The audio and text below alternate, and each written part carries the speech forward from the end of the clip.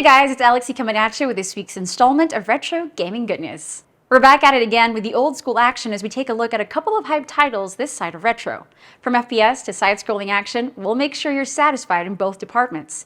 As for the console lovers, we have a special treat for a very exclusive group of 90s gamers who enjoyed a certain console that kind of disappeared in time, but 2023 is giving it a quick comeback to the spotlight. Ready to get hyped? Let's do this. But before that, make sure to like and subscribe so you'll always be up to date with the latest retro news. Click that bell icon so you'll know exactly when our news goes live. Let's go!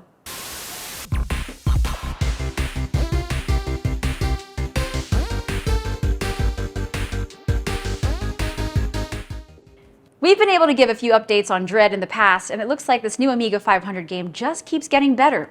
The Doom-like not only has some updated footage, but it also has a working demo that everyone can try out. So far, it's just as bloody brilliant as you'd expect. The new update features Darken Ward East, one of the early levels in the game. The map features a city area that's chock full of steampunk and Lovecraftian influence, along with a demonic presence. The game now features a new HUD and protagonist, as well as some cool new weapon designs. As far as updates go, you can expect music support, an SFX overhaul, new weapon models, new enemy types, and 2 more levels. In spite of the game's name, there's a lot of excitement to be had. But then again, if you want the full Dread experience, stay tuned for more. It looks like the ZX Spectrum lovers are getting a classic revival in the form of the original Saboteur.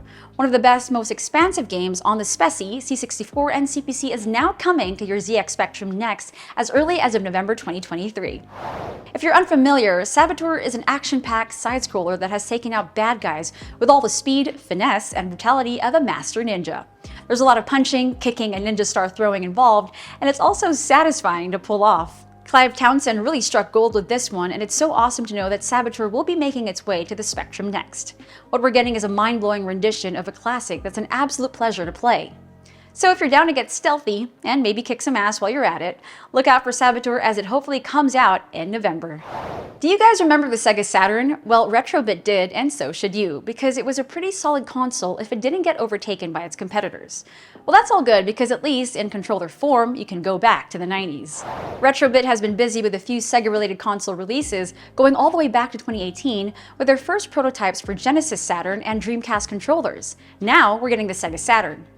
The new Retro Bit Sega Saturn 2.4 GHz wireless controller looks just a bit different compared to its grandpappy, with a few major upgrades since its original release.